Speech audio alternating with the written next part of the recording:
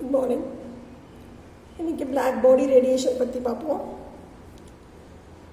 So black surface வந்து மற்ற கலர்ஸை விட என்ன பண்ணும் அப்படின்னு பார்த்தோம்னா எல்லா வேவ்லென்த்தையும் அப்சர்வ் பண்ணும், எல்லா வேவ்லென்த்தையும் எமிட் பண்ணும்.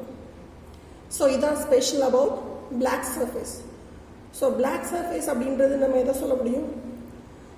ஸோ எல்லா black ஆப்ஜெக்ட்ஸுமே எடுத்துக்கலாம். black கோட்டிங் இருக்கிறது, ஸோ எல்லா சர்ஃபேஸுமே நம்ம வந்து எக்ஸாம்பிளுக்கு எடுத்துக்கலாம்.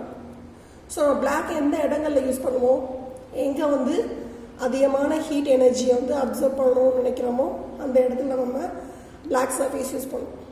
ஃபார் எக்ஸாம்பிள் சோலார் குக்கர், அது மாதிரி வாட்டர் ஃப்ளோ பைப் ஹீலியோமீட்டர், அந்த எக்ஸ்பெரிமெண்ட்டில் கூட அந்த டியூப்ஸை நம்ம பிளாக் கோட்டிங் வச்சு தான் கோட் பண்ணுவோம். ஸோ பிளாக் வந்து என்ன பண்ணும், எல்லா வேவ்லென்த்தையும் அப்சர்வ் பண்ணும். ஸோ வேணால் ஒரு மெட்டல் எடுத்துக்குவோம். ஸோ ஏதோ ஒரு black surface, that maybe metal இல்லை ஏதோ ஒரு ஆப்ஜெக்ட்.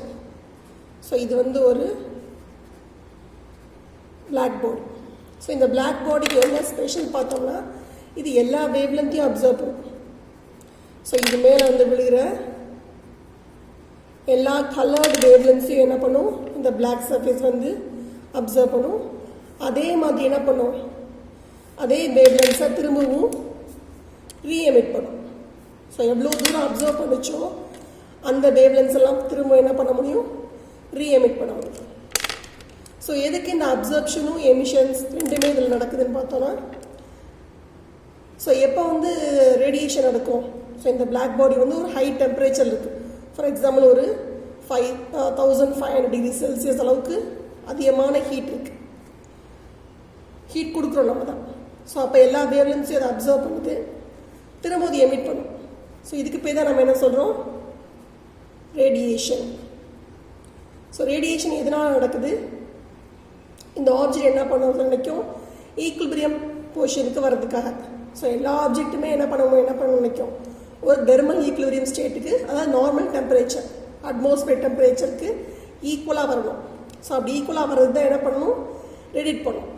ஸோ எனர்ஜி ஃபுல்லாக திரும்பவும் ரேடியேஷனை வெளியே அனுப்புது. அந்த மாதிரி வர ரேடியேஷனை தான் நம்ம என்ன பண்ண போகிறோம், ஸ்டடி பண்ண போகிறோம். ஒரு ஆப்ஜெக்ட், ஒரு பிளாக் சர்ஃபேஸை ஹீட் பண்ண போகிறோம், அது எவ்வளோ ரேடியேஷனை வெளியேற்றுது, அந்த ரேடியேஷனோட எனர்ஜி எப்படி இருக்குது அப்படின்றத என்ன பண்ண போகிறோம், நம்ம இதில் கால்குலேட் பண்ண போகிறோம். சரி, ஸோ அதுக்கு நம்ம அதுக்கு ஒரு எக்ஸ்பெரிமெண்ட் செய்வாங்க. ஸோ யார் அப்படின்னு பார்த்தோம்னா, ஸோ லம்மா அண்ட்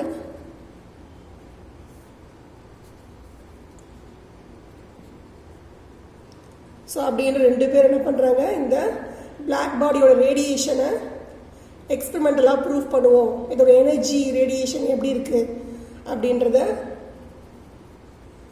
ஸ்டடி பண்ணுறாங்க.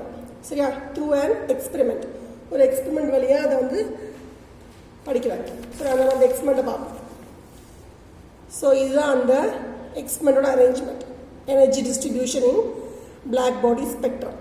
ஸோ ஸ்பெக்ட்ரம் அப்படின்னா என்னது, ஸோ ஒரு ரேடியேஷன் அனுப்புறீங்க ப்ரிசம் வழியாக, அது என்ன பண்ணுது, டிஃப்ரெண்ட் வேவ்லென்ஸாக ஸ்ப்ளிட் ஆகுது. ஸோ ஆக்சுவலி இதில் ரெண்டு தான் போட்டுக்காங்க, ஆனால் என்ன ஆகும், வேரியஸ் ஸ்பெக்ட்ரம்ஸாக என்ன ஆகும், ஸோ மோர் ரேடியேஷன்ஸாக இங்கே ஸ்ப்ளிட் ஆகி வரதை நம்ம ஸ்டடி பண்ணுறோம். சரி, இந்த எக்ஸ்பெரிமெண்ட் அரேஞ்ச்மெண்ட் எப்படி இருக்குன்னு பார்ப்போம். ஸோ இங்கே தான் நீங்கள் அந்த பிளாக் சர்ஃபேஸை வச்சுக்கிங்க, ஹீட்டட் பிளாக் சர்ஃபேஸ். ஒரு பிளாக் பாடியை நல்லா ஹீட் பண்ணி, கங்குன்னு சொல்லுவோம் இல்லையா, இந்த விறகெல்லாம் எரிக்கும் போது கங்கு வரும், அது மாதிரி இரும்புகளை பட்டறையில் வேலை செய்யும் போதெல்லாம் கங்கு அந்த ரேஞ்ச் வரும் இல்லையா. ஸோ அந்தளவுக்கு என்ன பண்ணுறோம், ஹீட் பண்ணி ஹையர் டெம்பரேச்சரில் இங்கே இருக்குது. ஸோ அதுலேருந்து வர ஒரு பிளாக் ரேடியேஷன்ஸை M1 M2 அப்படின்ற ரெண்டு கான்கேவ் மிரர்ஸ், அது எதுக்காக யூஸ் பண்ணுறோம், ஃபோக்கஸிங் பர்பஸ்க்காக, ரேடியேஷன்ஸை ஃபோக்கஸ் பண்ணி நம்ம ஸ்டடி பண்ணுறதுக்காக. ஸோ அப்படி பிளாக் அப்படி வெளியில் வர ரேடியேஷன்ஸ்லாம் என்ன ஆகுது, ஒரு ப்ரிசம், ஃப்ளூரோஸ்பர் அப்படின்ற ஒரு ப்ரிசம் வழியாக அந்த ரேடியேஷன்ஸை வந்து அனுப்புகிறோம். அது வேரியஸ் வேவ்லென்ஸாக என்ன ஆகுது, வேரியஸ் ஸ்பெக்ட்ரல் லைன்ஸாக இங்கே பிரியுது. திரும்ப அதை ஃபோக்கஸ் பண்ணி இந்த போலோமீட்டரில் நம்ம என்ன பண்ணுறோம், அதோட எனர்ஜியை வந்து கால்குலேட் பண்ணுறோம். ஸோ போலோமீட்டர் அப்படின்ற அப்பேரட்டஸ் என்ன செய்யும் அப்படின்னா, energy calculation from the radiation plus spectral lines. ஒரு ஸ்பெக்ட்ரல் லைன் கிடைக்கிது அப்படின்னா அதுலேருந்து இதோட எனர்ஜியை வந்து அது மெஷர் பண்ணி போலோமீட்டர் காட்டும். சரி, ஸோ இந்த அரேஞ்ச்மெண்ட் வச்சு நம்ம என்ன பண்ணிட்டோம், ஒரு பிளாக் சர்ஃபேஸ் ஹையர் டெம்பரேச்சரில் இருக்கும், அதோட எனர்ஜி எவ்வளோன்றது நம்ம இந்த போலோமீட்டரில் மெஷர் பண்ணுறோம். ஸோ வேரியஸ் டெம்பரேச்சர்ஸ் எடுத்துக்கிறோம். 1500 எடுத்துக்கிறோம், 1750, 2000 கெல்வின், இந்த மாதிரி வேரியஸ் டெம்பரேச்சர்ஸ் இருக்கக்கூடிய ஆப்ஜெக்ட்ஸை நம்ம இங்கே வைக்கிறோம். பிளாக் பாடி ஆப்ஜெக்டை இங்கே வைக்கிறோம், அதோட எனர்ஜியை நம்ம இதில் மெஷர் பண்ணுறோம். நமக்கு ஒரு கிராஃப் கிடைக்குது. ஸோ இந்த மாதிரி ஒரு கிராஃப் கிடைக்குது. ஸோ ஒவ்வொரு டெம்பரேச்சருக்கும் ஒரு கிராஃப் நம்ம வரைஞ்சிட்டோம். ஃபஸ்ட் இது எடுத்துக்கோம். ஸோ ஒரு ஆப்ஜெக்ட் வந்து 1250 கெல்வினில் நம்ம இங்கே வச்சுருக்கோம். ஸோ அதோட எனர்ஜியும் வேவ் லென்த்தும் கிராஃப் போட்டிருக்கோம். அதில் எப்படி நமக்கு கிராஃப் கிடைக்குது, ஸோ இந்த மாதிரி நமக்கு ஒரு கிராஃப் கிடைக்குது. இவ்வளோ வேவ் லென்ஸும் அதில் எமிட் ஆயிருக்கு. இதுலேருந்து இது வரைக்கும் வேவ் லென்ஸ் எமிட் ஆகிருக்கு. பீக் வேல்யூ எங்கே கிடச்சிருக்கு, மீன் வேல்யூவில், லோயர்லேயும் இல்லை ஹையர்லேயும் பீக் வேல்யூ கிடைக்கல, மிடில் வேவ் லென்த் ரேஞ்சில் நமக்கு பீக் வேல்யூ, இங்கே தான் ஹையர் எனர்ஜி எமிஷன் நடந்திருக்கு. சரியா? ஸோ அதே மாதிரி அடுத்து என்ன பண்ணியிருக்கோம், 1500க்கும் 1750 2000 கெல்வினுக்கும் நம்ம கிராஃப் போட்டிருக்கோம். இந்த 4 சேர்த்து ஒரே இதில் நம்ம கம்பைன் பண்ணி அக்ரிகேட்டாக என்ன ரிசல்ட் கிடச்சிருக்குன்றத ஸ்டடி பண்ணுறோம். ஸோ என்ன நமக்கு பார்க்க முடியுது, நம்ம டெம்பரேச்சர் கூட்ட கூட்ட அந்த பீக் வேல்யூ என்ன ஆகிட்டு இருந்திருக்கு, இது இங்கே கிடைக்குது. அந்த டெம்பரேச்சர் கூட்டும் போது என்ன ஆயிடுச்சு, பீக் எனர்ஜி வந்து லோவர் எனர்ஜியில் கிடைக்குது. ஸோ அப்படி நகர்ந்துக்கிட்டே போயிடுச்சா. ஸோ நம்ம டெம்பரேச்சரை கூட்ட கூட்ட பீக் வேல்யூ வந்து என்ன ஆயிருக்கு, லோவர் வேவ் லென்த்துக்கு பக்கமாக இறங்கிட்டே போயிருக்கு. சரி, ஸோ இந்த கிராஃப் வச்சு நம்ம ஒரு சில கன்க்ளூஷன்ஸை ஸ்டடி பண்ணுறோம். ஸோ ஃபர்ஸ்ட் ரிசல்ட் என்ன சொல்கிறோம், E lambda increases and reaches maximum value and decreases for longer wavelength at given temperature. ஒரு டெம்பரேச்சர் எடுக்கும்போது இந்த மாதிரி ரைஸ் ஆகி டிக்ரீஸ் ஆகுது அப்படின்றத நம்ம ஃபர்ஸ்ட் பாயிண்ட்ல சொல்றோம். செகண்ட்ல என்ன சொல்கிறோம், E lambda increases as temperature increases. டெம்பரேச்சரை கூட்ட கூட்ட என்ன ஆகிட்டு இருக்கு, அந்த பீக் வேல்யூ இருக்கு இல்லையா, இதுதான் அந்த E lambdaன்ற பீக் வேல்யூ. நம்ம டெம்பரேச்சர் ரைஸ் பண்ண அந்த E lambda வேல்யூ என்ன ஆகிட்டு இருக்கு, அதுவும் நமக்கு இன்க்ரீஸ் ஆகிட்டே போகுது இல்லையா. 1250க்கு இங்கே தான் எனர்ஜி இருக்குது, தான் பீக்கஸ்ட் எனர்ஜி. ஆனால் 2000க்கு வந்து இங்கே கிடைக்குது. ஸோ இதுதான் இதோட எனர்ஜி. ஸோ நம்ம டெம்பரேச்சர் ரைஸ் பண்ண வெளியேற எனர்ஜி என்ன ஆகிட்டு இருக்கு, இன்க்ரீஸ்டாக இருக்குது. அதான் செகண்ட் பாயிண்ட். தேர்ட் பாயிண்ட் என்ன சொல்கிறோம், நம்ம சொன்னோம் இல்லையா, அந்த வேவ்லென்த் ஷிஃப்ட். டெம்பரேச்சர் ரைஸ் பண்ண அந்த பீக் வேல்யூஸ் எல்லாமே என்ன ஆகிட்டு இருக்கு, லோயர் வேவ்லென்த் பக்கம் ஷிஃப்ட் ஆகுது. இதுதான் என்னது, veins law. Maximum energy lambda m shifted to lower wavelength as temperature increases. Confirms Wein's displacement. So Wein's law நம்ம temperature of sun படிக்கும்போது அந்த லாவை பற்றி தெரிஞ்சிருக்கும். So lambda m t is equal to constant. Temperature increase ஆச்சுன்னா lambda m decrease ஆகுது. அது மாதிரி தான் இங்கே இருக்குது. டெம்பரேச்சர் நீங்கள் ரைஸ் பண்ணிட்டே போகிறப்ப அதோட அந்த பீக் வேல்யூ ஃபுல்லாக என்ன ஆகிட்டு இருக்கு, இங்கே தான் lambda m இருக்குது. 2000க்கு இங்கே இருக்குது பீக் எனர்ஜி டிஸ்ட்ரிபியூஷன். ஸோ இது வந்து கன்ஃபார்ம்ஸ். அப்போ இந்த கிராஃப் எதை கன்ஃபார்ம் பண்ணுது, வெயின்ஸ் லாவை ஒபே பண்ணுது, இல்லை கன்ஃபார்ம் பண்ணுது. அது மாதிரி என்ன பண்ண போகிறோம், அடுத்து வந்து ஒரு செகண்டுக்கு எவ்வளோ எனர்ஜி எமிட் பண்ணுது அப்படின்றத நம்ம எப்படி மெஷர் பண்ணலாம், அந்த E lambda. ஸோ இதான் வந்து பீக் வேல்யூ E lambda. 2000 இங்கே E lambda இருக்குது, 1750க்கு இங்கே இருக்குது. ஸோ அது மாதிரி ஒவ்வொருக்கும் ஒவ்வொரு இடத்துல பீக் வேல்யூ இருக்குது. அந்த E lambda நம்ம என்ன பண்ணிக்கிறோம், இன்டகிரேஷன் பண்ணுறோம் ஃப்ரம் 0 to infinity. நமக்கு என்ன கிடச்சிரும், எவ்வளோ எனர்ஜி எமிட் per second கிடச்சிரும். அது எப்படி கிடைக்கும், அந்த கர்வோட ஏரியா. ஸோ இன்டகிரேஷன் பண்ணால் உங்களுக்கு என்ன கிடைக்க போகுது, அந்த கர்வோட ஏரியா தான் கிடைக்க போகுது. சரியா? சரி, அந்த வேல்யூ வச்சு நம்ம எனர்ஜி வந்து ஒரு செகண்டுக்கு எவ்வளோ கிடைக்குது வெளியேறுது அப்படின்ற வேல்யூ நம்ம தியரிட்டிக்கலாக சொல்லலாம். ஸோ இது ஆல்மோஸ்ட் எதுக்கு ஈக்குவலாக இருக்குது அப்படின்னு பார்த்தோம்னா, ஸ்டீஃபன்ஸ் லால கிடைக்கிற இந்த வேல்யூவும் இதில் கிடைக்கிற அந்த ரிசல்ட்டும் ஈக்குவலாக இருக்குது. சரியா? சரி, ஸோ இந்த எக்ஸ்பெரிமெண்ட்டை வச்சு நம்ம என்ன பண்ணிட்டோம், வெயின்ஸ்லாவும் ஒபே பண்ணுது, ஸ்டீஃபன்ஸ்லாம் ஒபே பண்ணுது. அப்போ இதோட ரிசல்ட்ஸ் எல்லாமே ஓரளவுக்கு ட்ரூவாக தான் இருக்கும் அப்படின்னு சொல்லி சொல்கிறாங்க. ஸோ அது மட்டும் இல்லாமல் இதை பற்றி இன்னும் கிளியராக ரொம்ப ஸ்டடி பண்ணது யாருன்னு பார்த்தோம் அப்படின்னா பிளாங்க் அப்படின்றது தான். ஸோ ஆக்சுவலி இந்த கான்செப்ட்ஸ் எல்லாமே ஸ்டடி பண்ணது வந்து பிளாங்க் அப்படின்றவர் தான். ஸோ அது வந்து பேசிக் எக்ஸ்பெரிமெண்ட். லம்மர் அண்ட் பிரின்சம் அப்படின்றவங்க வந்து ஒரு எக்ஸ்பெரிமெண்ட் கண்டக்ட் பண்ணி அதோட எனர்ஜி, பிளாக் பாடியோட எனர்ஜி, வெளியேற எனர்ஜி எப்படி இருக்கும் அப்படின்றத ஒரு கிராஃபிக்கலாக ரெப்ரசன்ட் பண்ணாங்க. இன்னும் ரொம்ப டீப்பாக ஸ்டடி பண்ணது வந்து பிளாங்க் தான். ஸோ பிளாங்கோட கான்செப்ட் தான் அதுக்கப்புறம் பேசப்பட்டது. ஸோ ஃபிசிக்ஸ்ன்னு எடுத்துட்டோம்னா அதை ரெண்டாக பிரிக்கலாம். கிளாசிக்கல், குவாண்டம் அப்படின்றது.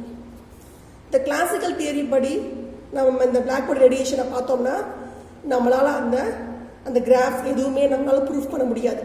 ஏன் அது வந்து இவ்வளோ எல்லா வேவ்லென்த்தையும் அப்சர்வ் பண்ணிச்சு, எல்லா வேவ்லென்த்தையும் எப்படி எமிட் பண்ணிச்சு அப்படின்ற கான்செப்டை நம்மளால் கிளாசிக்கல் தியரி படி நம்மளால் ப்ரூஃப் பண்ண முடியாது.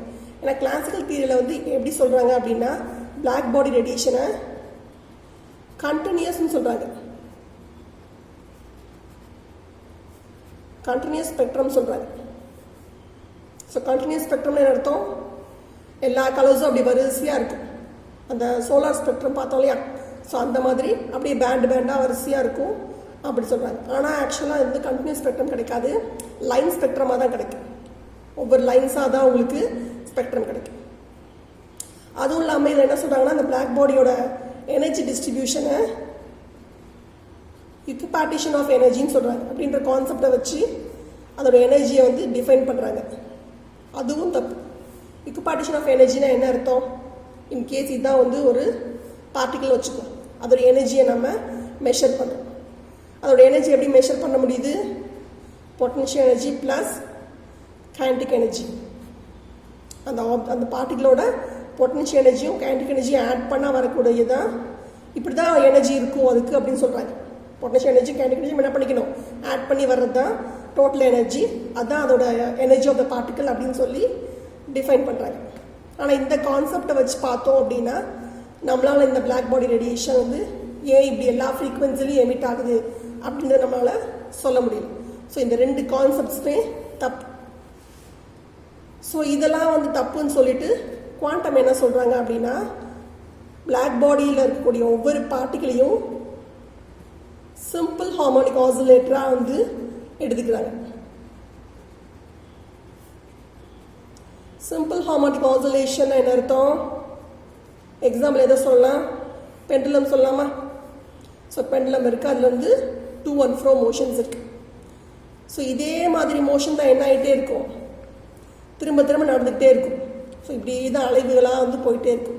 அதே மாதிரி தான் ஒரு பிளாக் பாடின்னு எடுத்துட்டோம்னா அதுக்கு பார்ட்டிகல்ஸ் வந்து என்ன ஆகிட்டு இருக்கும், ஏதோ ஆசிலேஷன் இருந்துக்கிட்டே இருக்கும். ஒரே மாதிரி ஆசிலேஷன் திரும்ப திரும்ப நடந்தால் அதுக்கு பேர் தான் என்னது, சிம்பிள் ஹார்மோனிக்னு அர்த்தம்.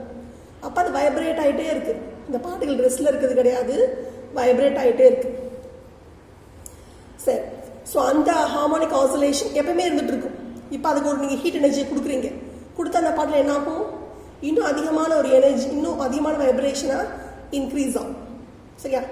ஸோ அப்போ அந்த எனர்ஜியை வந்து என்ன பண்ணுது, அதை அப்சர்வ் பண்ணுது. ஒரு பார்ட்டிக்கல் இருக்குது, நீங்கள் ஹீட் கொடுக்குறீங்க, அது என்ன ஆகுது, வைப்ரேட் ஆகுது. அதுக்கப்புறம் என்ன பண்ணும், திரும்ப அந்த வாங்கின ஹீட்டை திரும்ப வெளியேற்றிடும். ஸோ அதுதானே பண்ண முடியும். எப்பவுமே ஹீட் அப்சர்வ் பண்ணால் அப்படியே வச்சுக்கிட்டே இருக்குமா, அது இருக்காது. ரேடியேஷன் அப்படின்ற கான்செப்டில் திரும்ப வெளியேற்றி அந்த அப்சர்வ் பண்ணுது இல்லையா எனர்ஜி, அது எப்படி தான் அப்சர்வ் பண்ணுமா, E=hν அப்படின்ற வேல்யூவில் மட்டும்தான் அது வந்து குவாண்டம் ஆஃப் எனர்ஜி, எனர்ஜி பேக்கெட்ஸாக தான் வந்து அதை அப்சர்வ் பண்ணும். கண்டினியூஸாக அதால் எனர்ஜியை அப்சர்வ் பண்ண முடியாது அப்படின்ற கான்செப்டை பிளாங்க் சொல்கிறார். சரியா. ஸோ குவாண்டம் ஆஃப் எனர்ஜி அர்த்தம் E=nhν.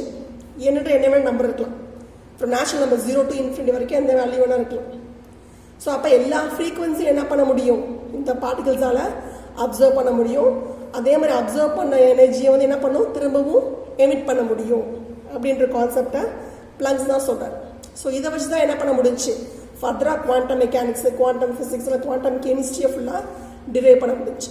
ஸோ கிளாசிக்கலில் சொன்ன கான்செப்ட்ஸ் எல்லாமே நம்மளால் ப்ரூஃப் பண்ண முடியல. ப்ரூஃபில் ஒரு கான்செப்ட்ஸே நம்ம அதுக்கடுத்து ப்ரூஃப் பண்ண முடியல. ஸோ இந்த பிளங்க்ஸோட ஈஸிகோல் NH நியூ அப்படின்ற இந்த ஈக்குவேஷன் தான் ஃபர்தராக ஃபிசிக்ஸில் ஸ்டடி பண்ணுறதுக்கு மற்ற இதுக்குன்னா பேசிக்காக இருந்துச்சு. குவாண்டம் அப்படின்ற ஒரு கான்செப்ட் கண்டினியூஸாக இல்லாமல் பேக்கெட்ஸ் ஆஃப் எனர்ஜியை எடுத்துக்குது அப்படின்ற கான்செப்ட் தான் நமக்கு நெக்ஸ்ட் க்ளூவாக இருந்துச்சு. சரியா? ஸோ இதை சொல்கிறது தான் பிளங்க்ஸ் ஹைப்போதசிஸ். இதில் ஹெச்ன்ற வேல்யூனது பிளங்க்ஸ் கான்ஸ்டன்ட், மியூன்றது ஃப்ரீக்வன்சி, என்னன்றது நேச்சுரல் நம்பர்.